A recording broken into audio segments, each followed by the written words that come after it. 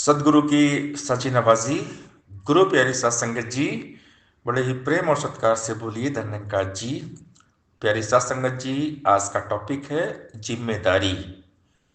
भक्ति सबसे बड़ी जिम्मेदारी है।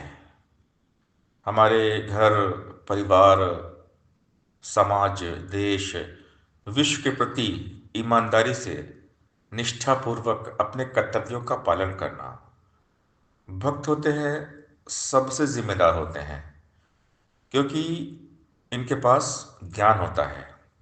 ये जानते हैं कि परमात्मा सब में है। सबे गट रामा बोले, राम बिना को बोले रे। कि सब में एक ईश्वर निरंकार के दर्शन करते हैं और सबकी सेवा करते हैं निष्काम भाव से। तन मन धन तीनों से ऊंची वह सेवा कहलाती है जो होती निष्काम निरक्षित सदगुरु के मन भाती है।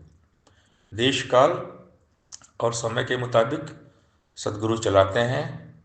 गुरु की आज्ञा शिरोधार कर गुरसिक चलते जाते हैं।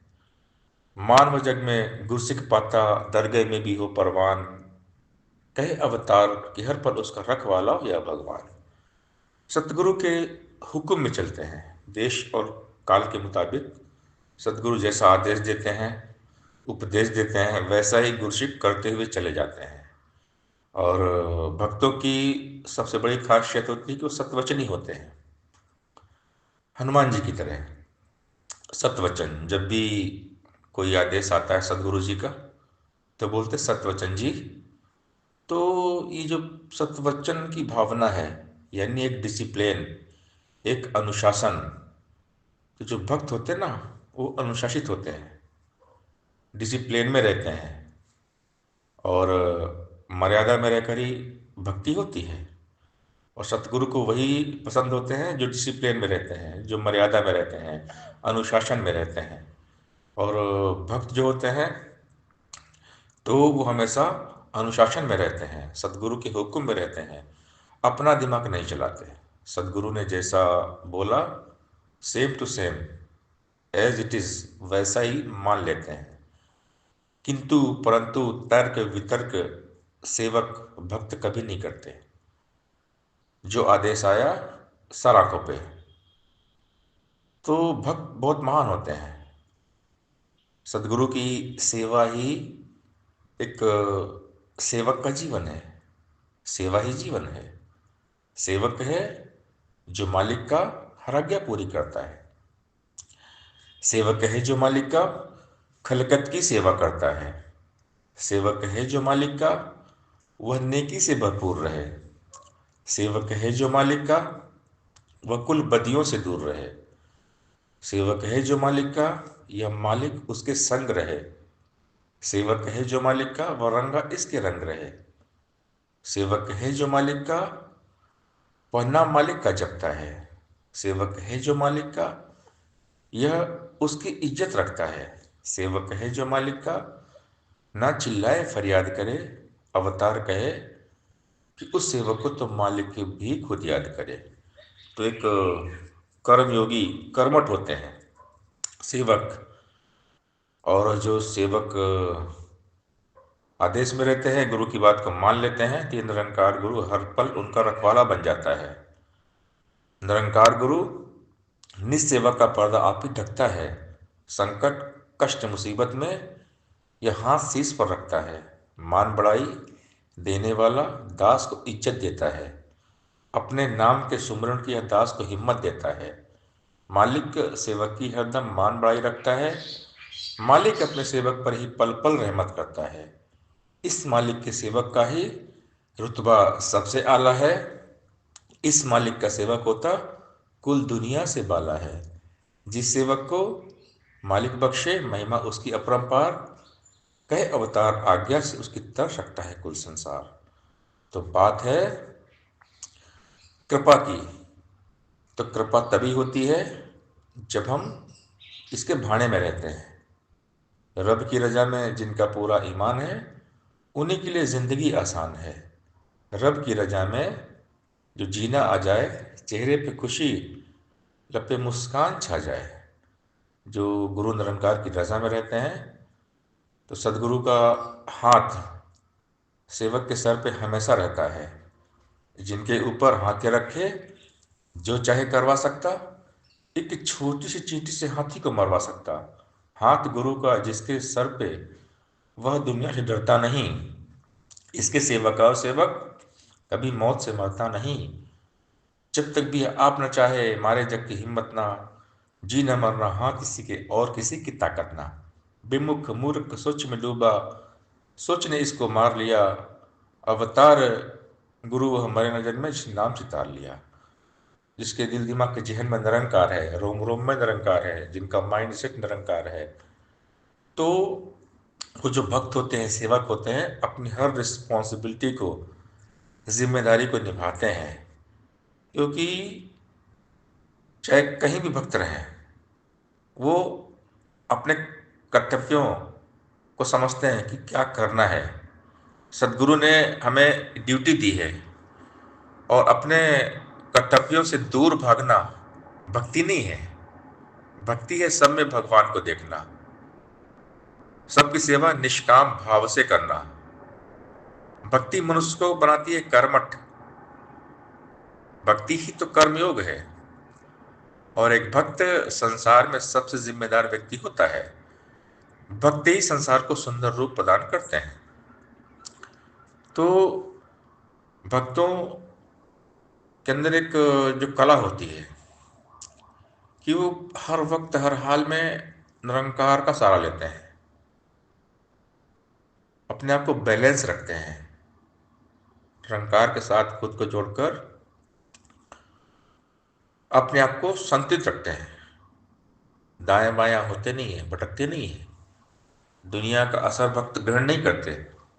भक्त हमेशा भगवान में डूबे रहते हैं, और जो भी उन्हें सेवा मिली है उसे बखूबी निभाते हैं। और भक्त हमेशा शोभा पाते हैं। भक्तों की शोभा बढ़ जाती है, क्योंकि वो गुरु के वचन पे चलते हैं। जो माने गुरु की वो बाजी ना हारे। जो गुरु की बात को मानता है वो कोई बाजी नहीं हारता। इससे सत्संग सेवा और सिमरन करते रहते हैं। ये संतों के चरणों की धूल बनकर रहते हैं। सतगुरु का जो प्यारा सेवक पाले गुरु के पांच इकरार।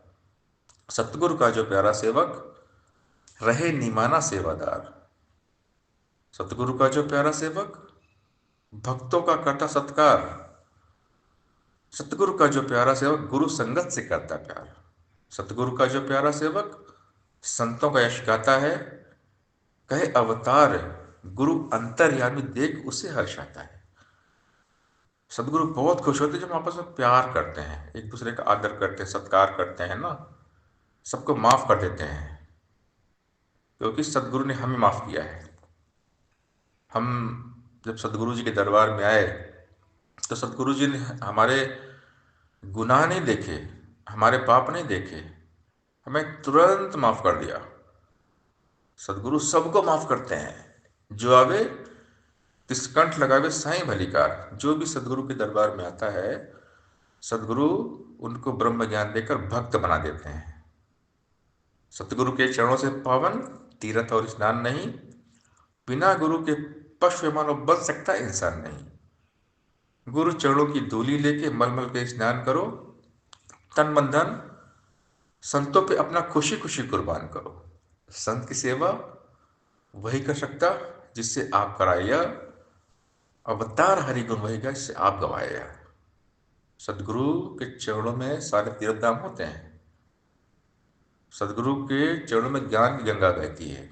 और जो सदगुरु के चरणों में आते हैं पवित्र हो जाते हैं।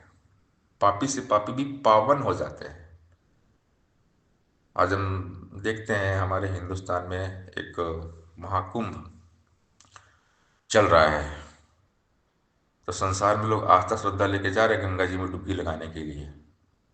लेकिन जो सदगुरु जी के पास आ गया, सदगुरु के चरणों में आ गया ना, तो सबसे बड़ा महाकुंभ सदगुरु के चरण होते हैं।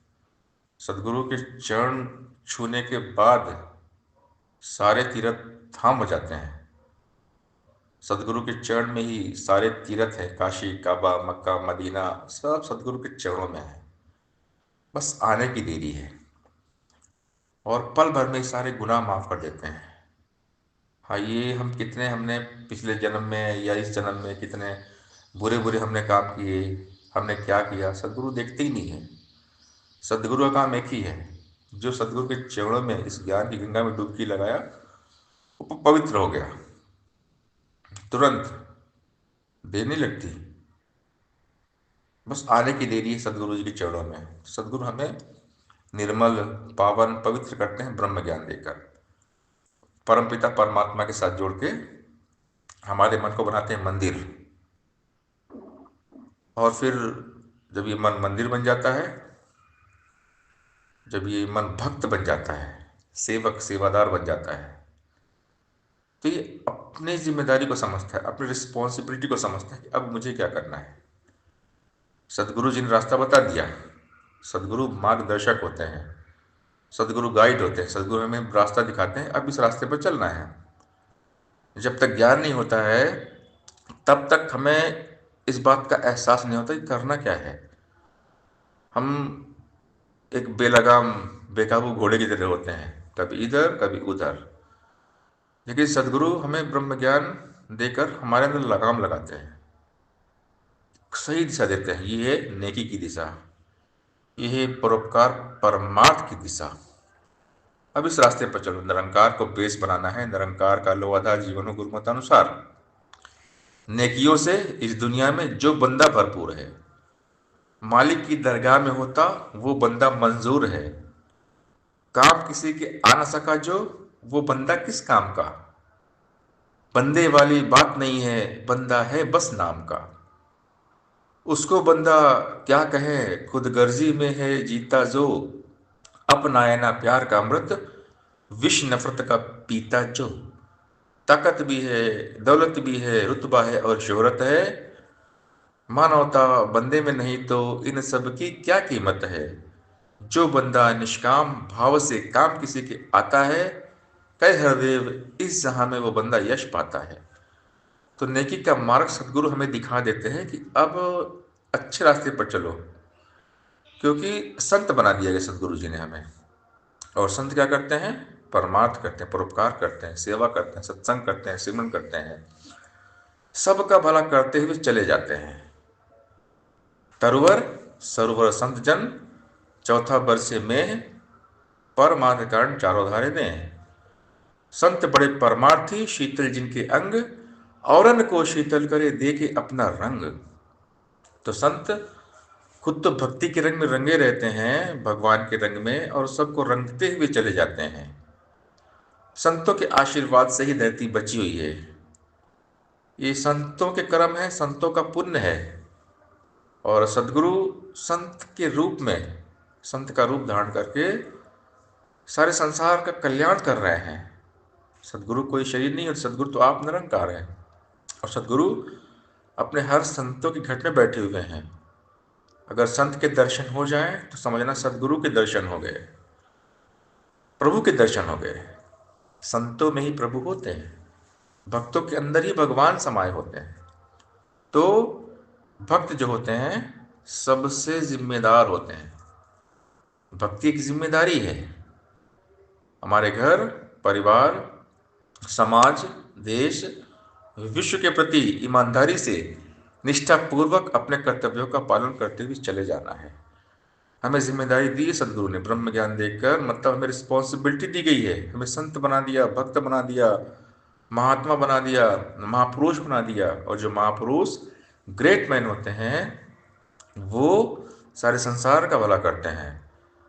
मानवता की सेवा उनकी सबसे बड़ी जिम्मेदारी होती है, सबसे बड़ी रिस्पॉन्सिबिलिटी होती है। सबको हंसाते हैं, सबको खुशियां देते हैं, सबको प्यार बांटते हैं, सबका भला करते हुए चले जाते हैं।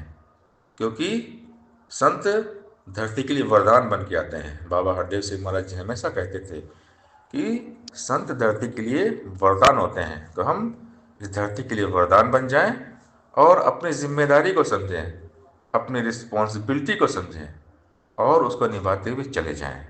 साथ संगत जी प्यार से बोलिए धन्यवाद जी।